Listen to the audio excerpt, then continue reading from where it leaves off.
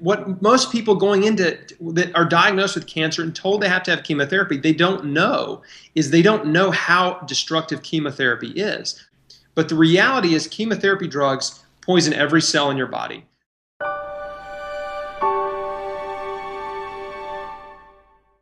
Here's the thing about chemotherapy. Chemotherapy came from mustard gas research in the 1950s, during World War II. They found that mustard gas suppressed the immune system of soldiers that were exposed to it, and they thought, well, maybe this could help with lymphomas, with immune system-based cancer. So that's where chemotherapy started, with mustard gas derivatives. In fact, there's still a chemotherapy drug called Mustargen.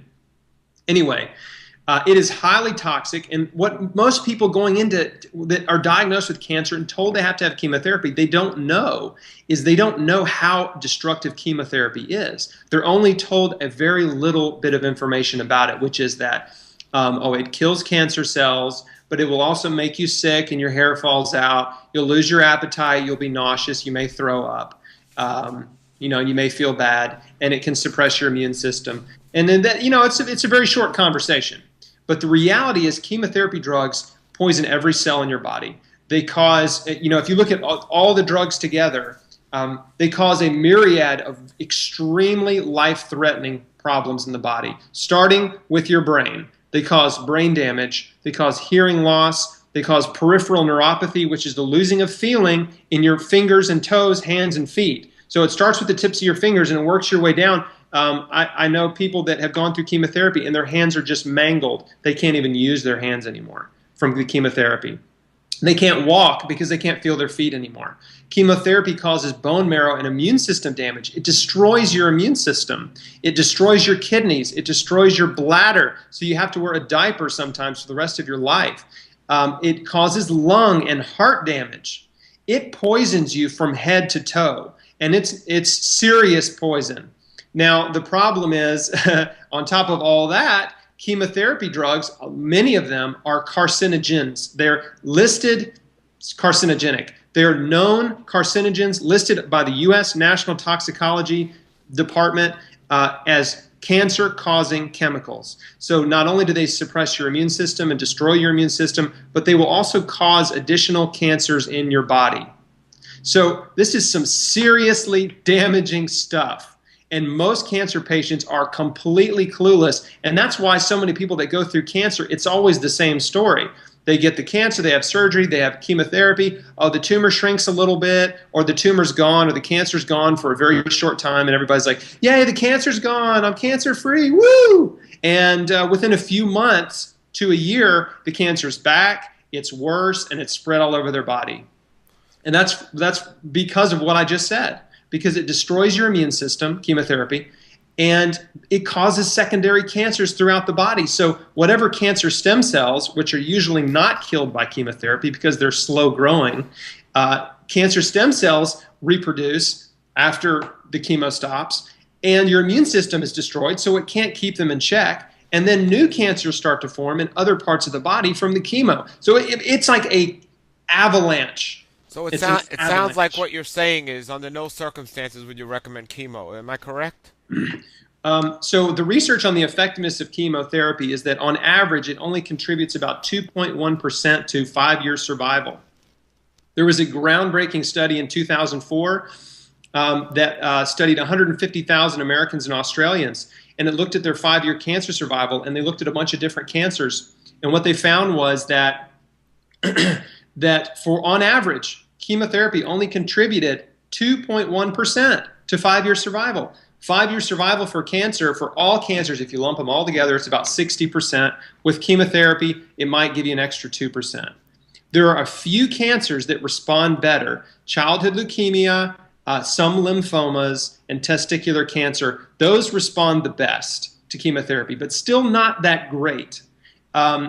Solid mass tumor cancers respond the worst, and a lot of cancers have 0 5-year survival, 0, but they're still giving cancer patients chemotherapy anyway. It does not make any sense. It's a giant money-making system that is basically robbing the health and wealth of cancer patients. And the reality is, cancer is natural. It's a normal process in the body. Your immune system is designed to identify and eliminate cancer cells. That's what happens in healthy bodies every day. That if you have cancer, it means that your body's overloaded with toxins and you're starving for nutrients, and you may have some emotional and spiritual and mental stress that you need to deal with in your life.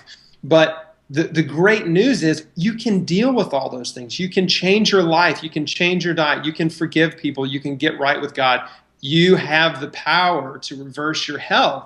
That's the good news about health and healing, and about, food from the earth that God has made, is that it is available for us to use. We just have to start eating it.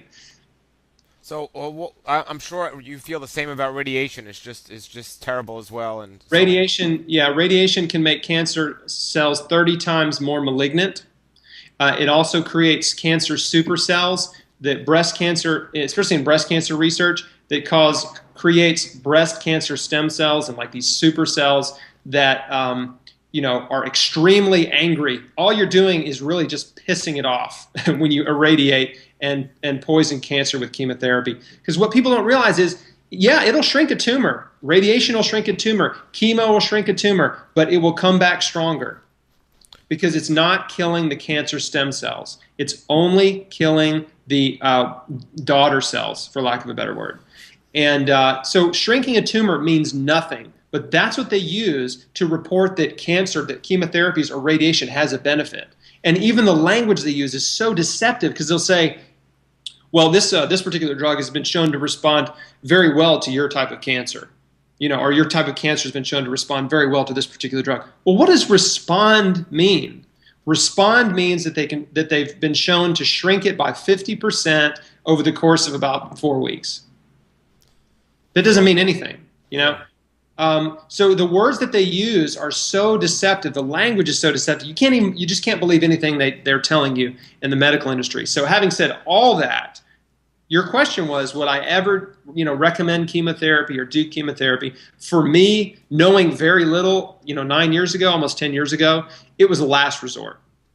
I had made a decision to radically change my life, to do every natural therapy I could find and afford.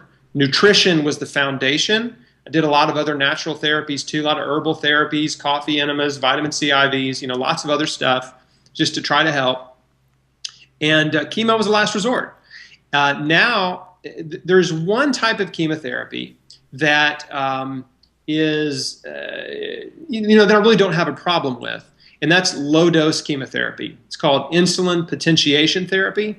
Sure. And that's where they take about 10% of a normal chemo dose, and they give your body basically an injection of insulin, which triggers the cancer cells to open up, and then they give a very low dose of chemo, and the cancer cells suck it right up. And that, to me, is a much more effective way of shrinking a tumor temporarily, than these high-dose chemotherapies. So there's a lot of alternative and holistic oncologists, integrative oncologists, that are using what's called IPT, low-dose chemotherapy, and with good success. So, again, I don't have much of a problem with that. Nature's wealth, good for your health. This is the Raw Life Health Show. Raw Life, brighten up your life.